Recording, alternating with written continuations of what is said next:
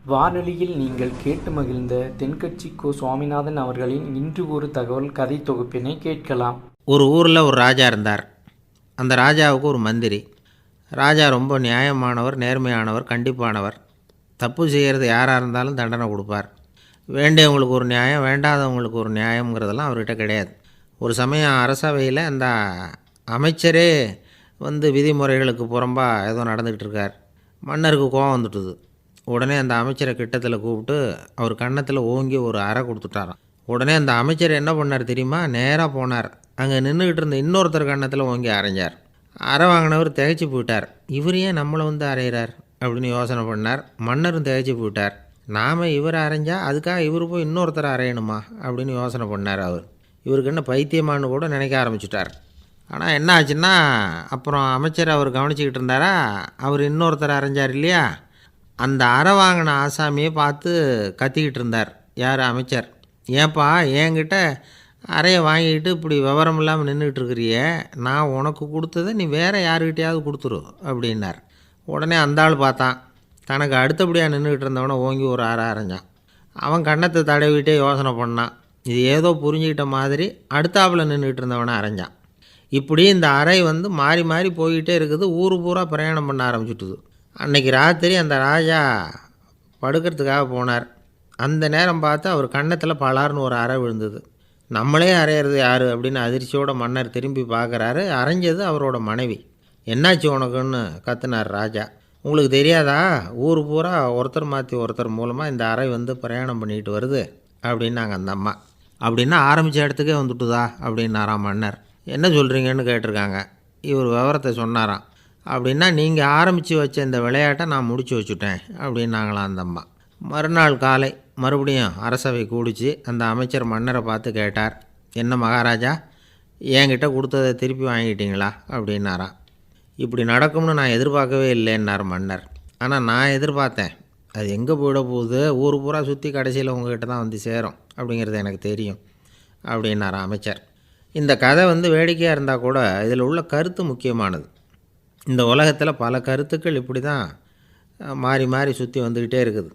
நம்மளும் ஒருத்தன் தன்னுடைய நண்பன் ஒருத்தனை கடத்தெருவில் பார்த்தான். உடனே ஓடி போய் பலார்னு ஒரு அறை கொடுத்தானா.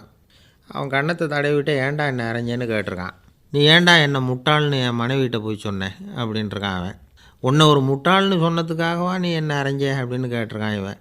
டேய், நான் அதுக்காக அறையலப்பா, அது ஒரு பெரிய ரகசியம். நான் முட்டாளுங்கிறது அந்த ரகசியத்தை நீ ஏன் எங்கள் வீட்டில் போய் சொன்னேன், அதுக்காக தான் அரைஞ்சேன் அப்படின்னு நான் அவன். 1816 செப்டம்பர் மாதம் 11 பிரான்ஸ் தேசத்தில் உள்ள ஒரு மருத்துவமனை. அங்கே ஒரு இளம் டாக்டர் கொஞ்ச நாளைக்கு முன்னாடி தான் அந்த ஆஸ்பத்திரியில் புதுசாக வேலைக்கு சேர்ந்துருக்கிறார். அவர் பேர் ரெனே லெனக். அவர் அன்னைக்கு காலையில் அந்த மருத்துவமனையில் அப்படியே ரவுண்ட்ஸ் வந்துக்கிட்டு இருக்கிறார். வார்டில் ஒரு படுக்கையில் ஒரு இளம்பெண் படுத்திருக்கிறா. அந்த பொண்ணுக்கு இருதய நோயாக இருக்கலாம்ங்கிறது மற்ற டாக்டர்கள் சந்தேகம். அந்த காலத்துல எல்லாம் ஒருத்தருடைய இருதய துடிப்பை தெரிஞ்சுக்கணும்னா நோயாளியின் மார்பில் டாக்டர் காதை வச்சு பார்த்து தான் தெரிஞ்சுக்கிறது வழக்கம். ஆனால் இந்த பெண்ணும் இளம்பெண், அந்த டாக்டரும் புதுசாக சேர்ந்துருக்கிறவர். அதனால் பரிசோதனை பண்ண தயங்கினார். கொஞ்ச நேரம் யோசனை பண்ணார். திடீர்னு ஒரு ஞாபகம் வந்தது அவருக்கு. அதாவது அன்றைக்கி விடியற் காலையில் தோட்டத்தில் அப்படி வாக்கிங் போயிட்டு இருந்தப்போ சின்ன பசங்கள்லாம் ஒரு மரக்கட்டையை வச்சு விளையாடிக்கிட்டு இருந்தாங்களாம். அதை இவர் பார்த்துருக்கிறார். அது என்ன விளையாட்டுனா, ஒரு நீளமான மரப்பலகை, அதில் ஒரு முனையில் ஒரு பையன் தன்னுடைய காதை வச்சுக்கிட்டு இருக்கிறான். மறுமுனையில் இன்னொரு பையன் அந்த மரப்பலகையை ஒரு ஆணியால் கீறிக்கிட்டு இருக்கிறான். ஒரு முனையில் ஆணியால் கீறும் பொழுது மறுமுனையில் காதை வச்சிருக்கிற பையனுக்கு அந்த சத்தம் துல்லியமாக கேட்குது. அந்த டாக்டருக்கு காலையில் பார்த்த இந்த விளையாட்டு ஞாபகத்துக்கு வந்துட்டுது. உடனே என்ன பண்ணார் தெரியுமா? ஒரு நீளமான காகிதத்தை எடுத்தார். அதை அப்படியே உருளை மாதிரி உருட்டினார். ஒரு முனையை அந்த நோயாளியின் மார்பில் இடது பக்கம் வச்சார். இன்னொரு முனையில் தன்னுடைய காதை வச்சார். என்ன ஆச்சரியம்! நோயாளியின் மார்பில் நேரடியாக காதை வச்சு கேட்குறத விட துல்லியமாக கேட்டுது இதய துடிப்பு. இதய துடிப்பு மட்டும் இல்லை, மூச்சு இழுத்து விடுறது, திரவ பொருள்களின் அசைவு, எல்லா சத்தமும் தெளிவாக கேட்குது. கிரேக்க மொழியில் ஸ்டெத்தாஸ் அப்படின்னா மார்பு, ஸ்கோப்பின் அப்படின்னா பார்ப்பதுன்னு அர்த்தம். அதனால் டாக்டர் ரெனே லெனக் தான் கண்டுபிடிச்ச கருவிக்கு ஸ்டெத்தஸ்கோப் அப்படின்னு பேர் வச்சார். அவரே முதல் மாடலையும் செஞ்சார். அளவு ரொம்ப பெருசாக இருந்தது, சுலபமாக எடுத்துகிட்டு போகிறது கஷ்டம், அது அவ்வளோ கஷ்டமாக இருந்தது அது. அதனால் அவரே அதை அப்புறம் 2 பிரிவாக தயார் பண்ணார். இது 2 துண்டையும் டாக்டர் தன்னோட கோட்டு பாக்கெட்டில் வச்சுக்கலாம், தேவைப்படுறப்ப எடுத்து ஒன்றா சேர்த்துக்கலாம். இப்படி தான் அவர் ஆரம்பத்தில் பண்ணார். தன்னுடைய இந்த கண்டுபிடிப்பை பற்றி அவர் ஒரு புத்தகம் எழுதினார். நிறைய விற்றுது, புகழும் பணமும் சேர்ந்தது. பணமும் புகழும் சேர்ந்தது மாதிரியே அவருக்கு ஒரு நோயும் சேர்ந்தது. அது என்ன நோயின்னு கண்டுபிடிக்கிறதுக்கும் அவர் கண்டுபிடிச்ச கருவி தான் உபயோகப்பட்டு தான்.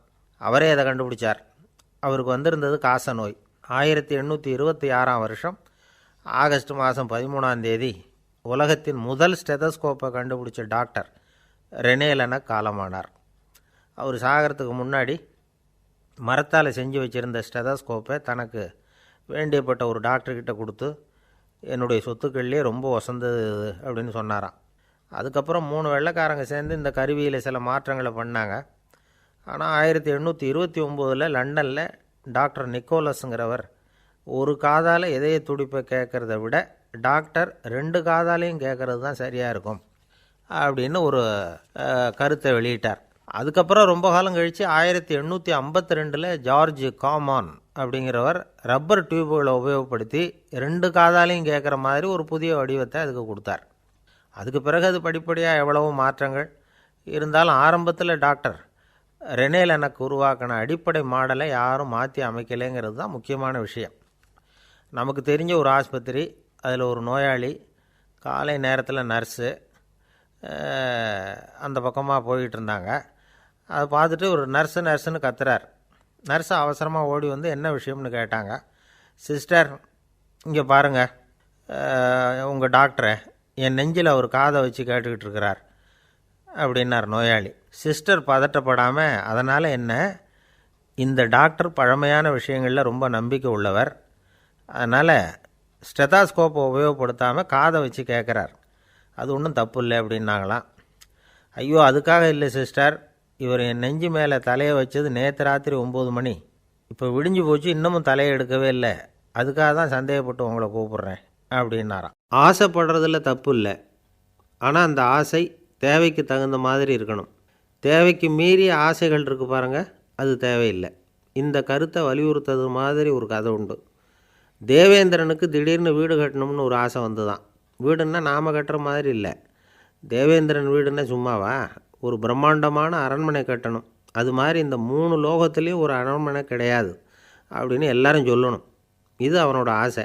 உடனே தேவ தச்சரான விஸ்வகர்மாவை கூப்பிட்டான், உத்தரவு போட்டான். விஸ்வகர்மா தன்னுடைய உதவியாளர்களை எல்லாம் கூப்பிட்டு ஒன்றா சேர்த்துக்கிட்டார். படாத பாடுபட்டு ஒரு பெரிய அரண்மனையை கட்டி முடித்தார். கட்டி முடிக்க 1000 வருஷம் ஆச்சு. தேவேந்திரன் பார்க்குறான். அவனுக்கு திருப்தி ஏற்படலை. என்னுடைய அந்தஸ்துக்கு இது ரொம்ப சாதாரணமான கட்டிடம், இதை விட இன்னும் பெருசாக கட்டு அப்படின்னா. தேவ தச்சர் திணறி போயிட்டார். அவரால் அதுக்கு மேலே எதுவும் செய்ய முடியல. என்ன பண்ணுறதுன்னு யோசனை பண்ணார். நேராக நாரதர் காலில் போய் விழுந்தார். நீங்கள் தான் என்னை இந்த பிரச்சனையிலேருந்து காப்பாற்றணும்னார். நாரதர் யோசனை பண்ணார். சரி, கவலைப்படாதேன்னார். நேராக இந்திரன்கிட்ட போனார். இந்திரன் நாரதரை பார்த்த உடனே வாங்கன்னு கூட்டிகிட்டு போய் அரண்மனையை காட்டினான். இது மாதிரி ஒரு அரண்மனையை நீங்கள் வேறு எங்கேயாவது பார்த்துருக்குறீங்களா அப்படின்னு ரொம்ப பெருமையாக கேட்டான். நான் பார்த்ததில்ல, ஆனால் என்னை விட வயசில் மூத்தவர் மகரிஷி லோமேசர், அவர் ஒரு வேளை பார்த்துருக்கிறாரா என்னமோ அப்படின்னார். உடனே அவரை மனசில் நினச்சி தியானம் பண்ணினார். அடுத்த கணம் லோமேசர் அங்கே வந்தார். இடையில் ஒரு சின்ன துண்டு, கையில் ஒரு கமண்டலம், தலையில் ஒரு பாய், அவ்வளவுதான் அவர்கிட்ட இருந்தது. எதுக்காக தலையில் எந்த பாய் அப்படின்னு கேட்டான் இந்திரன். என்ன மாதிரி அற்ப ஆயுள் உள்ள ஒரு ஜீவன் தனியாக வீடு கட்டிக்கிட்டு திண்டாடணுமா? இந்த பாய் தான் ஒரு வீடு மாதிரி எனக்கு நிழல் கொடுக்குது அப்படின்னார் அவர். என்னது, உங்களுக்கு அவ்வளவு கொஞ்சமான ஆயுளா அப்படின்னு ஆச்சரியத்தோடு கேட்டான் இந்திரன். ஆமாம், இதை பாரு, என்னுடைய மார்பில் ஒரு பொற்காசு அளவுக்கு ரோமம் உதிர்ந்துட்டுது. எப்போ என் உடம்புல உள்ள எல்லா ரோமமும் உதிர்ந்துருமோ அப்போ என்னுடைய ஆயுள் முடியும் அப்படின்னார். எப்போ அந்த ரோமங்கள் பூரா உதிரும்னு கேட்டான் இவன். ஒரு பிரம்மா மறைஞ்சதும் ஒரு ரோமம் உதிரும். என் உடம்புல உள்ள ரோமங்களின் எண்ணிக்கை எவ்வளவோ அவ்வளவு பிரம்மாக்கள் தோன்றி அவங்க ஆயுள் முடியும் பொழுது என் உடம்புல உள்ள ரோமங்கள் பூரா உதிரும் அப்படின்னார். அப்படின்னா ஒரு பிரம்மாவோட ஆயுள் எவ்வளவு காலம்னு கேட்டான். ஒரு பிரம்மாவுக்கு 100 தேவ வருஷம். ஒவ்வொரு தேவ வருஷத்துக்கும் 365 தேவ நாள்.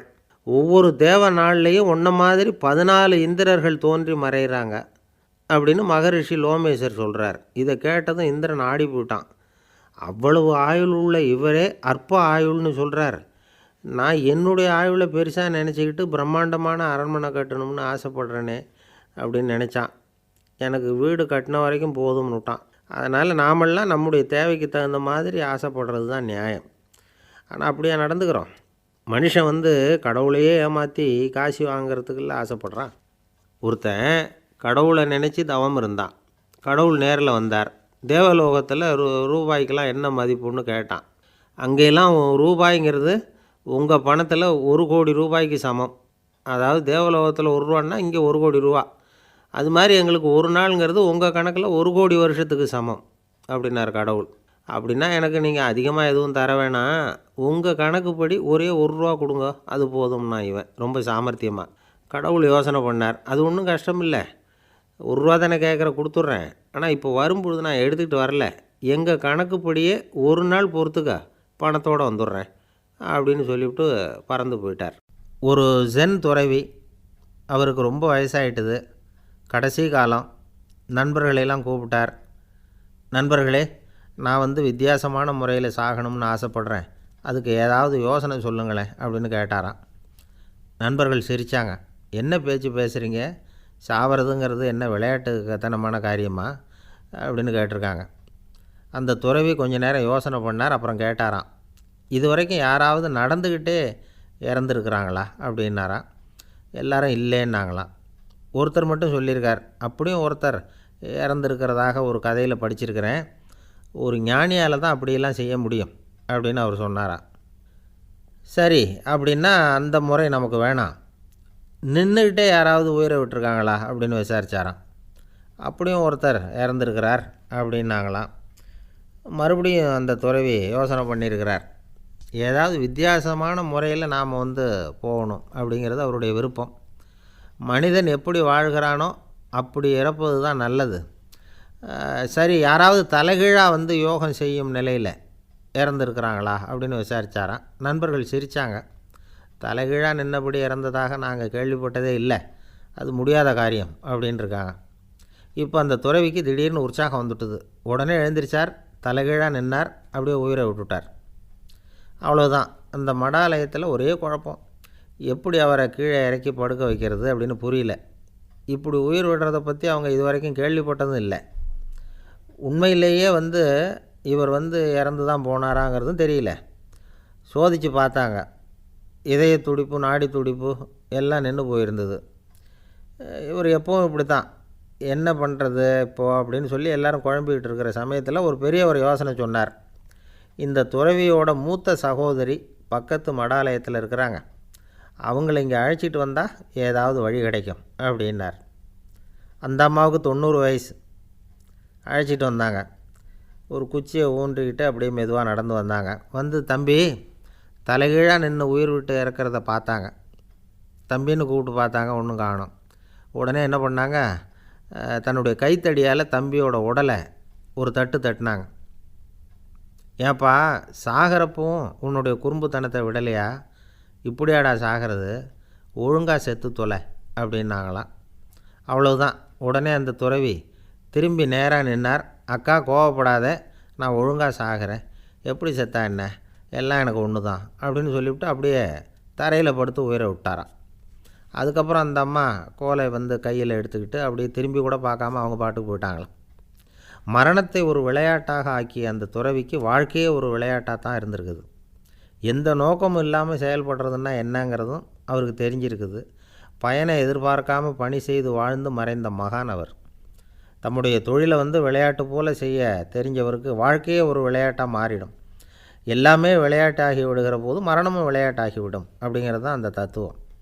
ஆனால் அதுக்கு முன்னாடி உங்களுக்குள்ளே இருக்கிற உண்மையான நடிகனை நீங்கள் அடையாளம் கண்டுபிடிக்கணும். நீங்கள் நடிக்க வேண்டியதே இல்லை, நீங்கள் ஏற்கனவே நடிச்சுக்கிட்டு தான் இருக்கிறீங்க. நீங்கள் இந்த உண்மையை தெரிஞ்சுக்கணும், அவ்வளவுதான். இதுதான் ஞானிகளுடைய கருத்து.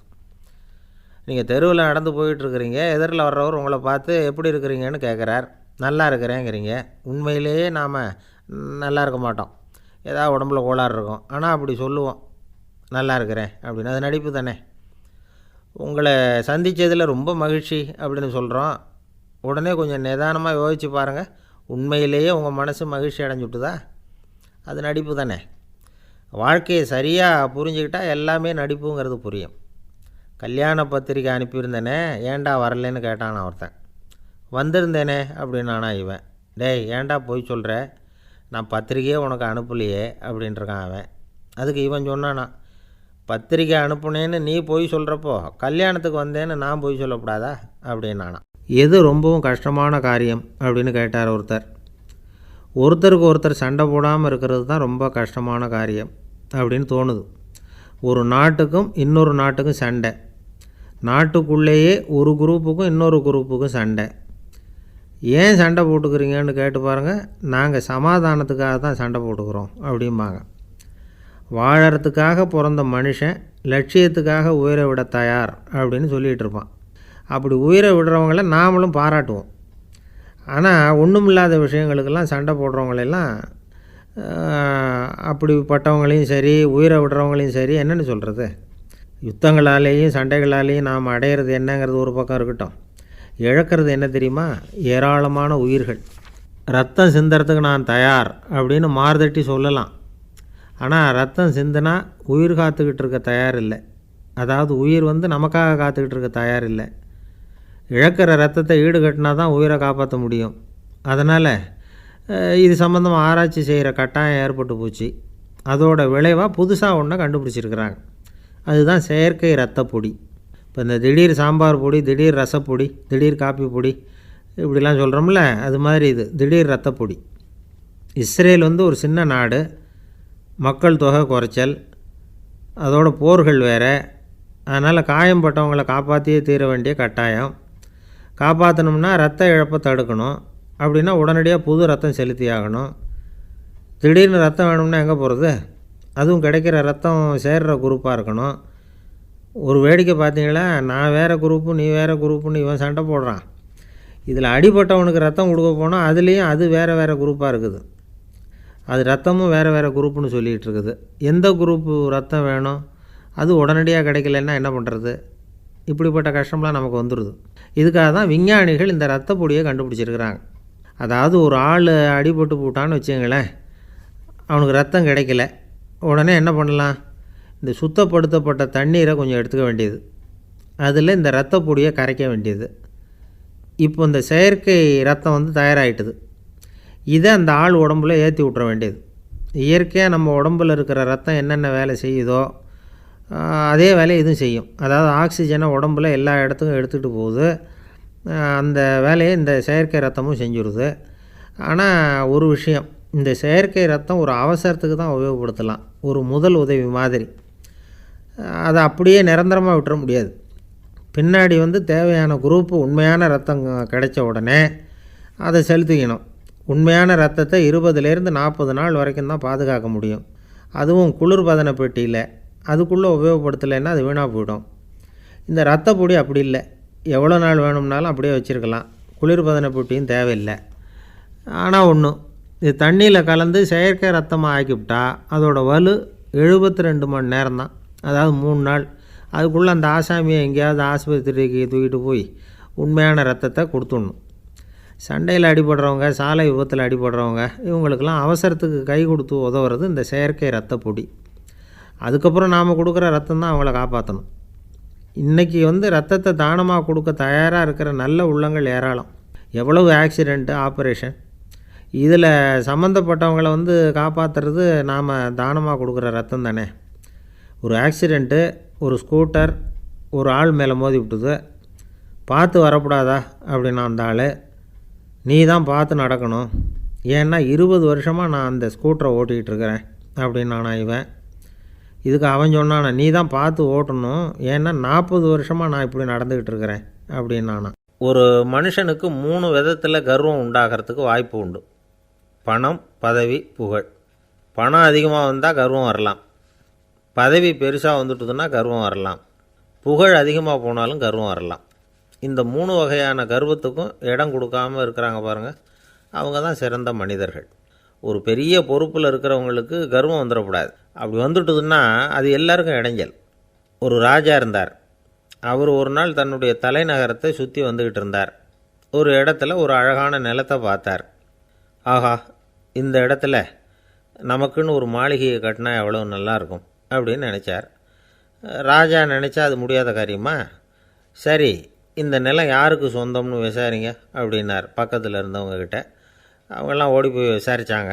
அந்த இடம் ஒரு வயசான கிழவிக்கு சொந்தம், வயசான அம்மாவுக்கு சொந்தமாக. அந்த அம்மா தான் அதில் ஒரு குடிசையை போட்டு குடியிருந்துகிட்டு இருக்கிறாங்க. சரி, அந்த நிலத்துக்கு ஒரு விலையை நிர்ணயம் பண்ணி அதை அந்த வயசான அம்மாக்கிட்ட கொடுத்துருங்கோ அப்படின்னு உத்தரவு போட்டார் ராஜா. ஆனால் அந்த அம்மா இது எங்கள் பூர்வீக இடம், இதை விற்க மாட்டேன் அப்படின்னு சொல்லிவிட்டுது. சரி, 2 பங்கு விலை கொடுக்குறோம்னு சொல்லி பாருங்க அப்படின்னாங்க. அப்படியே சொன்னாங்க அரண்மனை ஆட்கள். அதுக்கும் சம்மதிக்கலை அந்த அம்மா. இதை கேள்விப்பட்டதும் ராஜாவுக்கு கோபம் வந்துட்டுது. தன்னுடைய ஆளுங்களை கூப்பிட்டார். போய் அந்த குடிசையை பிரித்து எறிங்க, காசெல்லாம் ஒன்றும் கொடுக்காதீங்க அப்படின்னு கத்தினார். அவ்வளோதான். அடுத்த நிமிஷம் அரண்மனை ஆசாமிகள் போனாங்க, குடிசையை பிரித்து எரிஞ்சாங்க. அந்த வயசான அம்மா இருக்குது, அதுவும் அந்த இடத்த விட்டு துரத்தி விட்டாங்க. அந்த இடத்துல ஒரு அரச மாளிகையை கட்டி முடிச்சிட்டாங்க.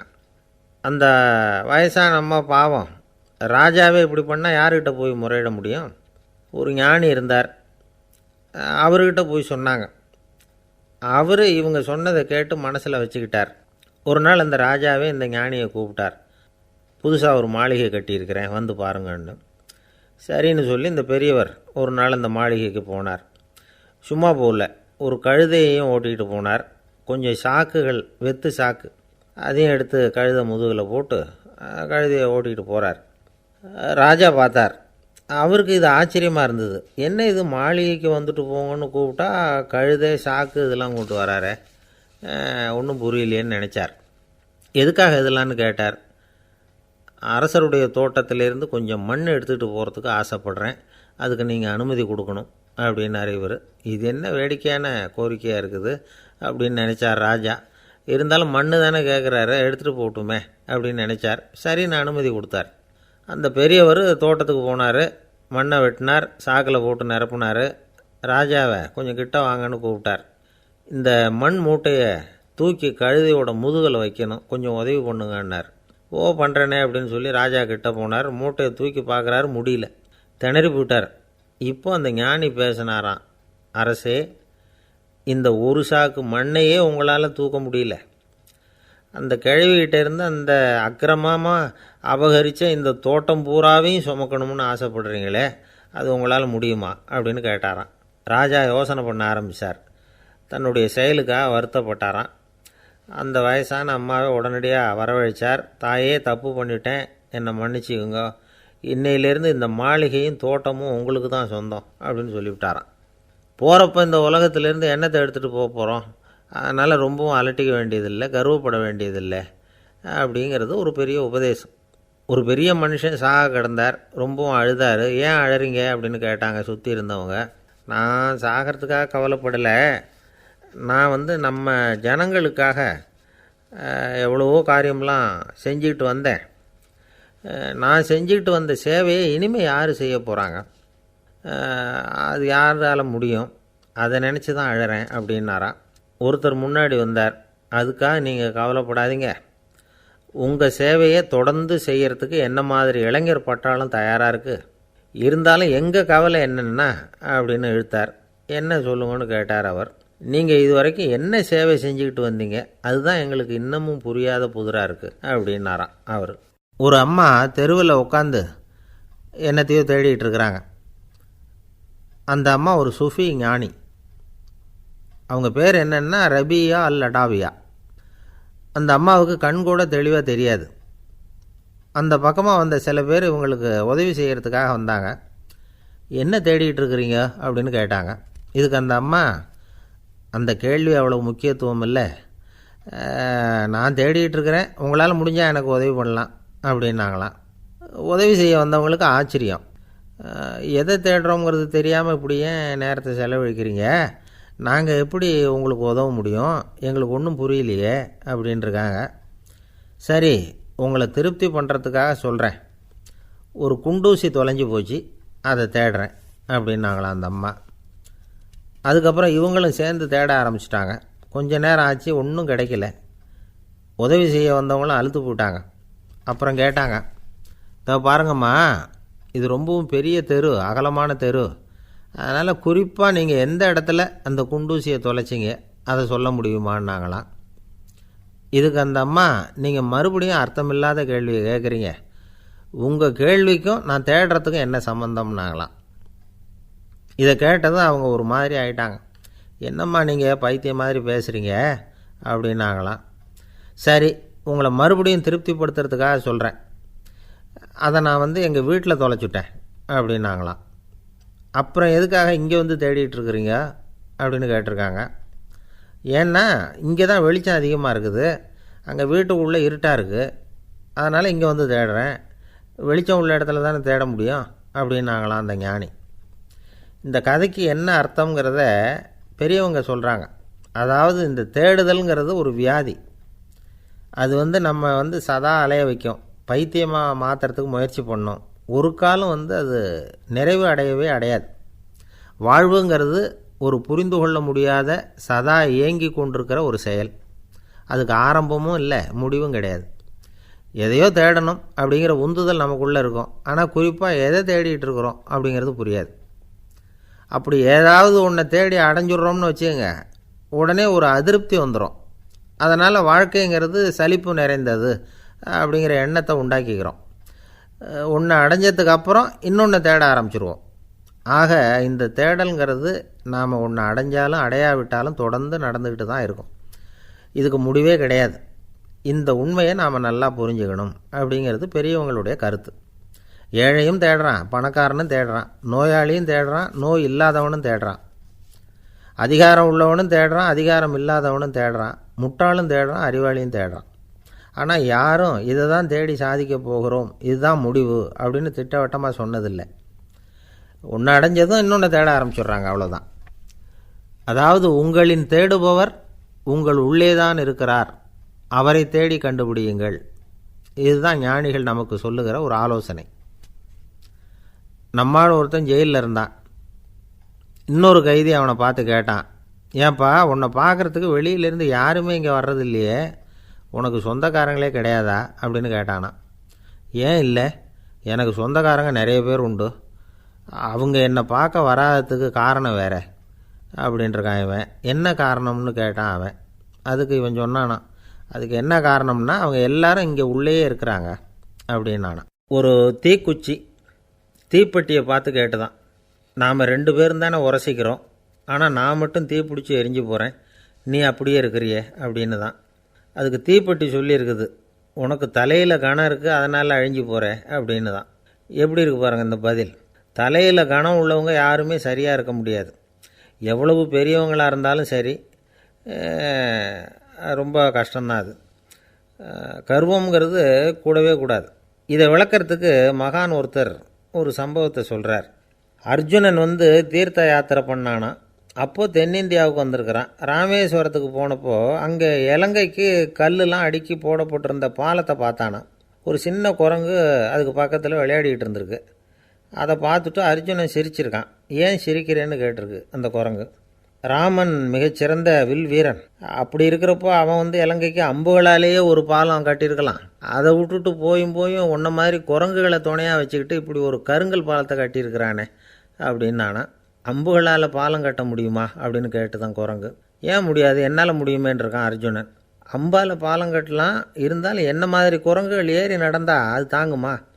அதனால தான் ராமர் கருங்கல் பாலமே கட்டினார் அப்படின்றது குரங்கு சொல்லிச்சான். அப்படியே சொல்கிற, நான் வேணும்னா இப்போ அம்புகளாலேயே ஒரு பாலத்தை கட்டுறேன், நீ அது மேலே ஏறி நடந்து பார், பாலம் விழுந்துட்டுதுன்னா நான் தீ மூட்டி அதில் குதித்து உயிர் தியாகம் பண்ணி விட்றேன் அப்படின்னு நான் ரொம்ப கோபமாக.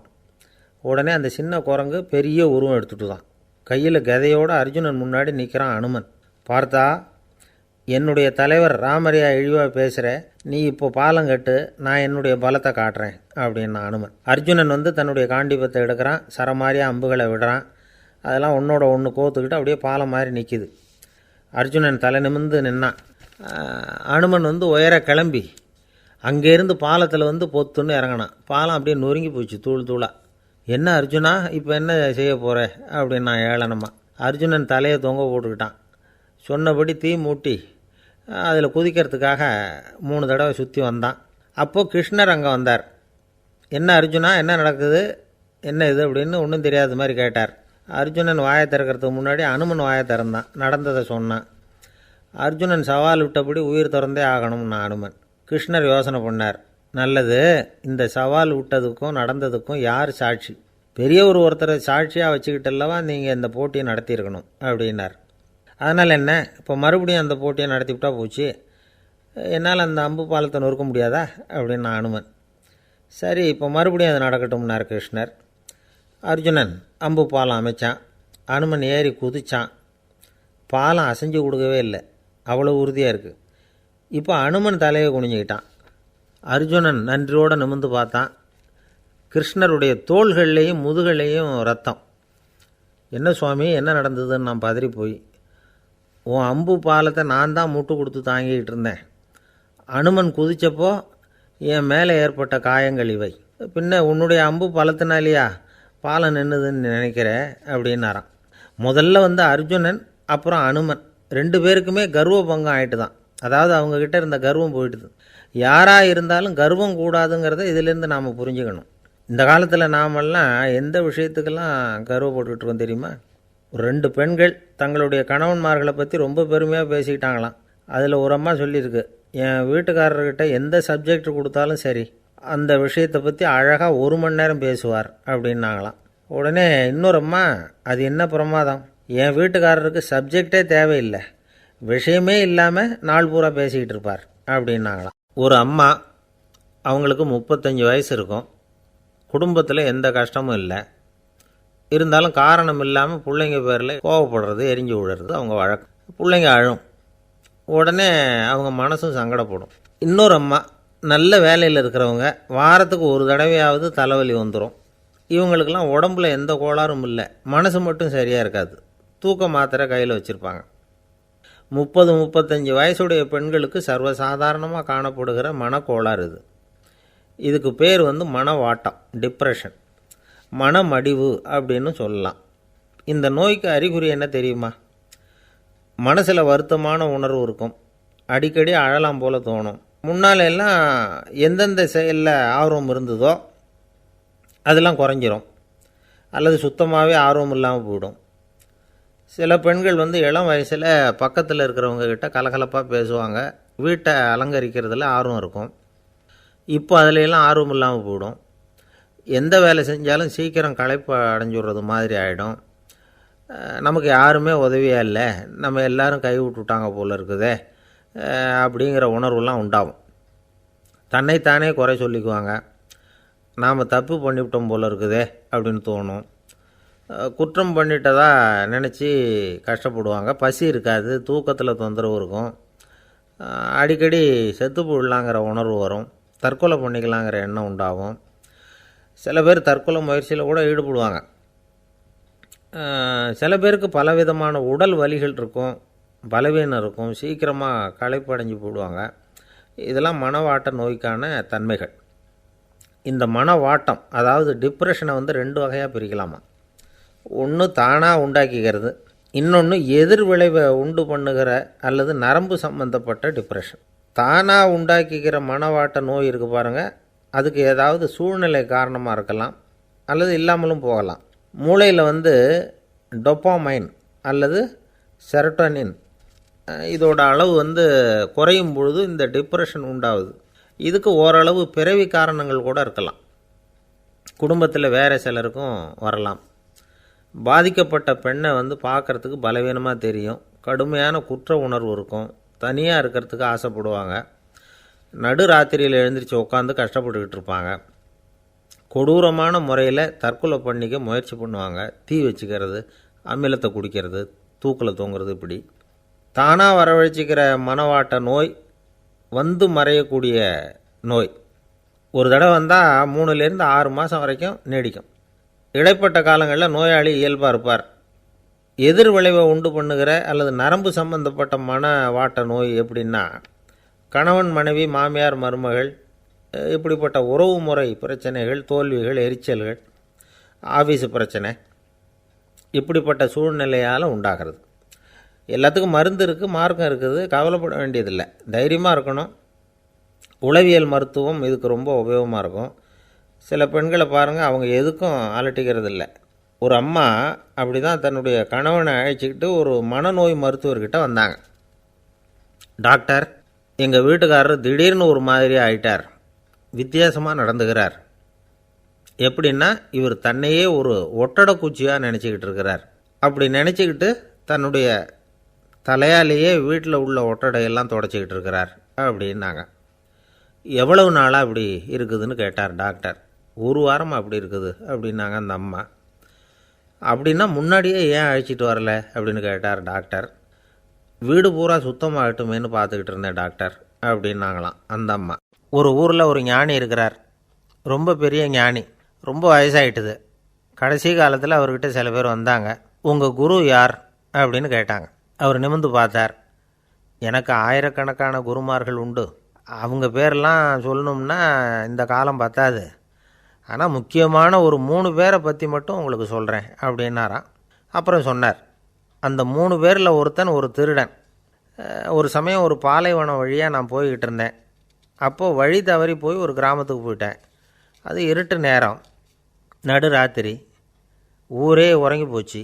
அந்த நேரத்தில் ஒரு ஆள் மட்டும் ஒரு வீட்டு சுவத்தில் ஏதோ பண்ணி உள்ளே நுழையிறதுக்கு முயற்சி பண்ணிகிட்ருக்கிறான். அவங்கிட்ட போய் நான் இன்றைக்கி இங்கே எங்கே தங்க முடியும் அப்படின்னு கேட்டேன். அதுக்கு அவன், இந்த ராத்திரி வேளையில் அது ரொம்ப சிரமம், ஒரு திருடனோட உங்களால் தங்க முடியும்னா நீங்கள் என்னோட தங்கலாம் அப்படின்னா. நான் அவங்க கூட 1 மாதம் தங்கியிருந்தேன். ஒவ்வொரு நாள் ராத்திரியும், இப்போ நான் என்னுடைய வேலைக்கு போகிறேன், நீங்கள் ஓய்வு எடுத்துக்கோங்க அப்படின்னு சொல்லிவிட்டு போவான். அவன் திரும்பி வந்த உடனே உனக்கு ஏதாவது கிடச்சிதான்னு நான் கேட்பேன். அதுக்கு அவன், இன்றைக்கி ராத்திரி ஒன்றும் இல்லை, நாளைக்கு மறுபடியும் முயற்சி பண்ணுவேன் அப்படின்பா. எப்பவும் அவன் நம்பிக்கை இழந்ததே கிடையாது, எப்பவும் சந்தோஷமாகவே இருப்பான். நானும் ரொம்ப காலமாக தியானம் பண்ணிக்கிட்டே இருந்தேன், ஒன்றுமே நடக்கலை.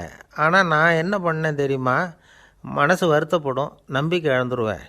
அப்போல்லாம் அந்த திருடனுடைய விடாமுயற்சி தான் ஞாபகத்துக்கு வரும். அதனால் அந்த திருடன் எனக்கு ஒரு குரு. என்னுடைய 2வது குரு யாருன்னா, அது ஒரு நாய். இது எப்படின்னா, ஒரு சமயம் எனக்கு ரொம்ப தாகமாக இருந்தது. ஒரு நதியை நோக்கி போய்கிட்டு இருந்தேன். அப்போது ஒரு நாயும் வந்தது, அதுக்கும் தாகம். ஓடி வந்து ஆற்றை பார்த்துது. அதோட நிழல் வந்து ஆற்றுல தெரிஞ்சுது. அதை பார்த்ததும் பயந்துட்டுது. அதாவது அது தன்னுடைய சொந்த உருவத்தையே கண்டு பயந்தது. அதை பார்த்து குறைக்குது, திரும்பி ஓடிச்சு. ஆனால் அதுக்கு தாகம் அதிகமாக இருந்ததுனால அது மறுபடியும் திரும்பி வந்தது. பார்த்தா மறுபடியும் தண்ணியில் நாயோட உருவம் தெரியுது. இப்படி சில தடவை பண்ணிச்சு. இருந்தாலும் கடைசியில் தண்ணியில் குதிச்சுட்டுது துணிஞ்சி. இப்படி குதித்த உடனே அதோட உருவமும் மறைஞ்சுட்டுது. இதை பார்த்தேன். நான் என்ன புரிஞ்சுக்கிட்டேன்னா, எவ்வளவு தான் பயம் இருந்தால் கூட ஒருத்தன் தைரியமாக காரியத்தில் இறங்கணும் அப்படிங்கிறத புரிஞ்சுக்கிட்டேன். இந்த போதனை அந்த நாய்கிட்ட இருந்து எனக்கு கிடைச்சிது. இது ஒன்று. அடுத்தது, என்னுடைய 3வது குரு யாருன்னா, அது ஒரு சின்ன குழந்தை. நான் ஒரு சமயம் ஒரு நகரத்துக்கு போனேன். அங்கே ஒரு குழந்தை எரிகிற மெழுகுவத்தி ஒன்று எடுத்துக்கிட்டு வந்தது. நான் அந்த குழந்தைய பார்த்து வேடிக்கையாக கேட்டேன், ஏன் பாப்பா, இந்த மெழுகுவத்தியை நீயாவே கொளுத்துனியா அப்படின்னு கேட்டேன். ஆமான்னுது அந்த குழந்தை. சரி, இந்த மெழுகுவத்தி முன்னாடி எரியாமல் இருந்தது, இப்போ எரியுது.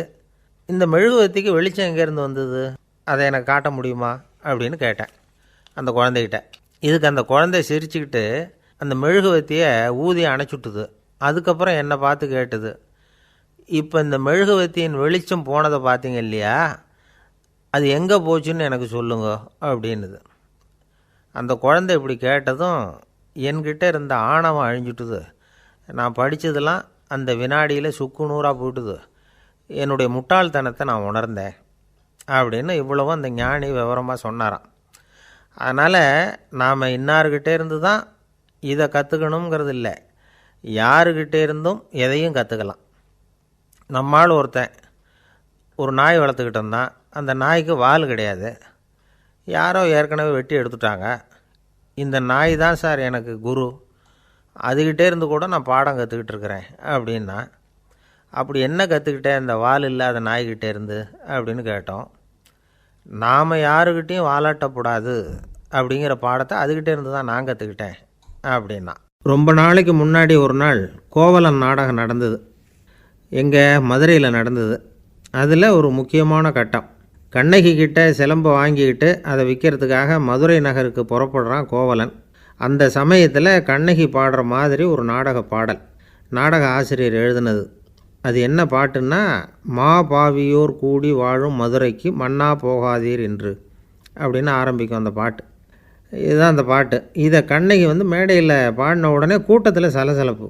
நம்ம ஊர்லேயே நமக்கு முன்னாடியே நின்றுக்கிட்டு மா பாவியோர் கூடி வாழும் மதுரை அப்படின்னு சொல்கிறாங்களே, என்ன தைரியம் அப்படின்னு எல்லாம் குழப்பம் பண்ண ஆரம்பிச்சிட்டாங்க. மக்கள் சத்தம் போட ஆரம்பிச்சிட்டாங்க. எதிர்ப்பு குரல் அது பாட்டுக்கு வர வர அதிகமாக போட்டுது. கொண்டுக்கிட்டு வா அந்த நாடக ஆசிரியரை, எழுதுனது யார் அப்படின்னு ஒரே சத்தம் கூச்சல். வேறு வழி இல்லை. மெதுவாக மேடைக்கு வந்தார் அந்த நாடக ஆசிரியர். 4 பக்கத்திலிருந்தும் கேள்வி கணைகள். மக்களை பார்த்து கொஞ்சம் அமைதியாக இருங்கோ அப்படின்னு சொல்லிவிட்டு தன்னுடைய விளக்கத்தை சொல்ல ஆரம்பித்தார் அந்த நாடக ஆசிரியர்.